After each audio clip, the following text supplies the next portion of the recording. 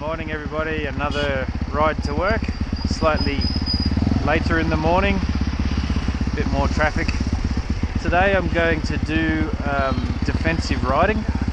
A good mentor of mine, Neil Dix, has suggested that I do a series of videos in a Nepali context based on defensive riding techniques. So defensive riding number one is maintaining safe braking distances and your safety bubble.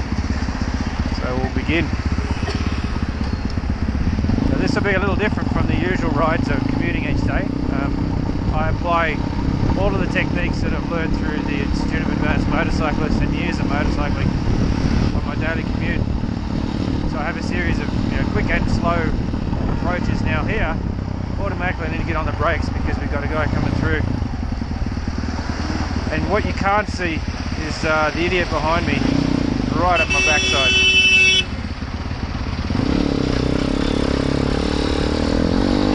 So I had to really brake slowly there. It's a signal to you that, hey, I'm not going to go around this.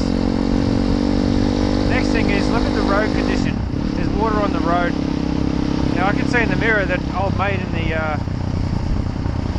his little SUV is chasing me down. This guy's on the wrong side. Now move over to the left here to give myself some more space and get off the garbagey wet road.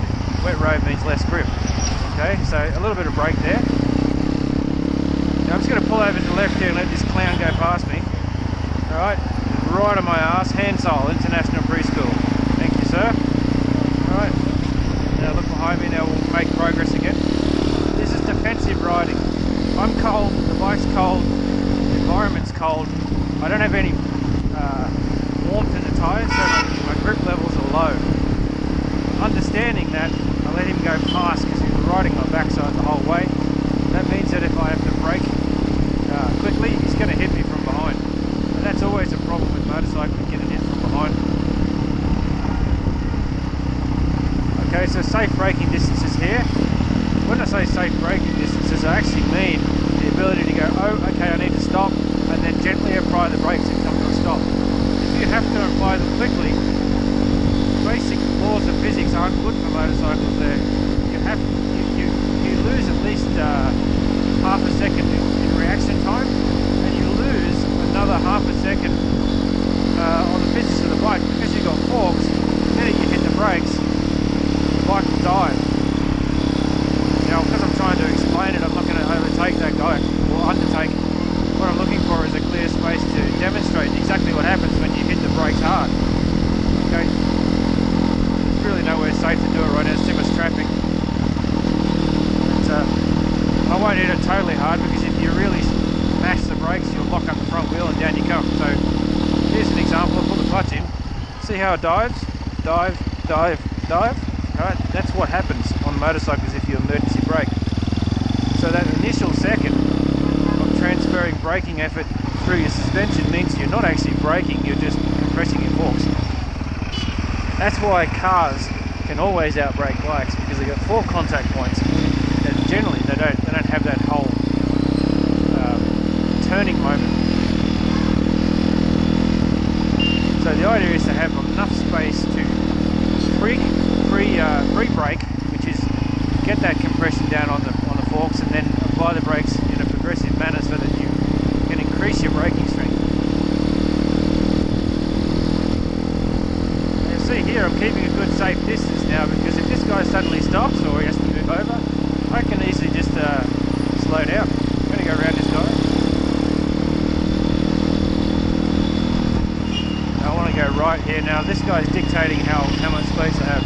There's the guy stuffed it up on the inside of me. You can notice on other videos, if you're not making progress, you're getting carved up here. These guys are ruthless. And they don't, because the road speeds are very low here, the consequences of getting hit don't hurt so much. You come along and might break an arm, lose a little bit of bark. It doesn't really hurt that much. So they don't understand the idea of having a safety bubble around you. You can see I've got a good 10 metres between me and the motorcycle. He's moved out of my way.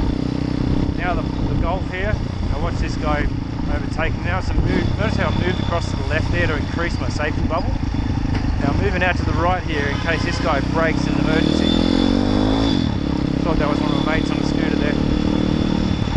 too close to this Volkswagen for safe progress. I've backed off quite a bit.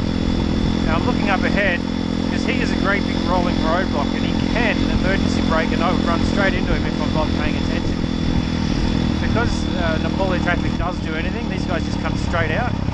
He's had to slow down. Now notice how I'm on the right here looking for an escape vector. If he suddenly brakes, I just go right. I'm going to get around him. Now there's defensive riding and then there's just being caught behind a rolling roadblock.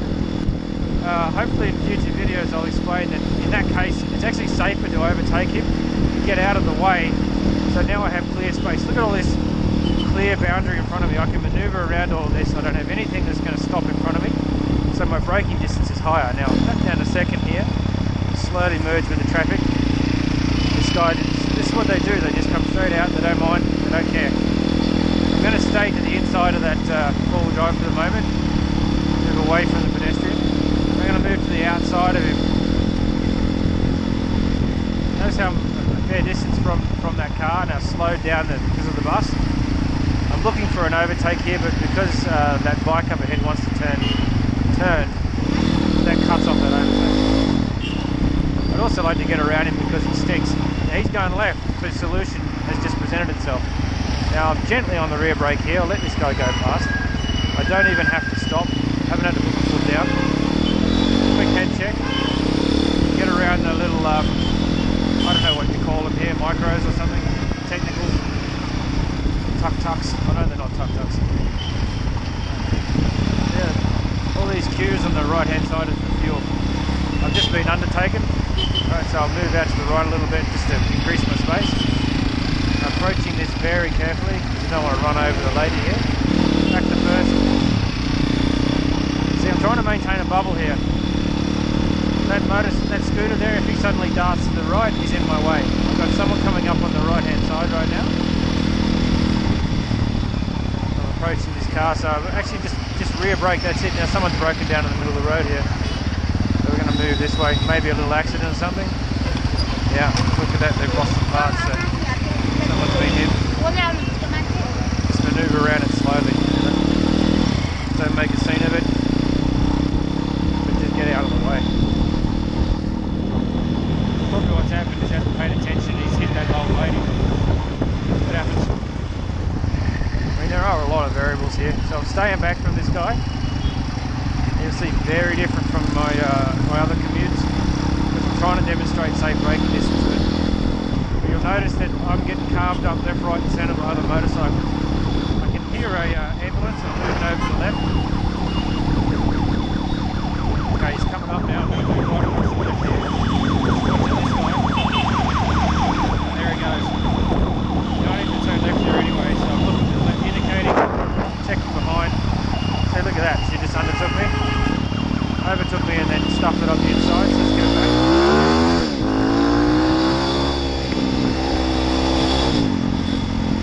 Believe me, just because I'm defensive doesn't mean I can't give it back. Okay, there endeth the lesson. See, if you really are defensive, then the Nepalis will stick it to you every time.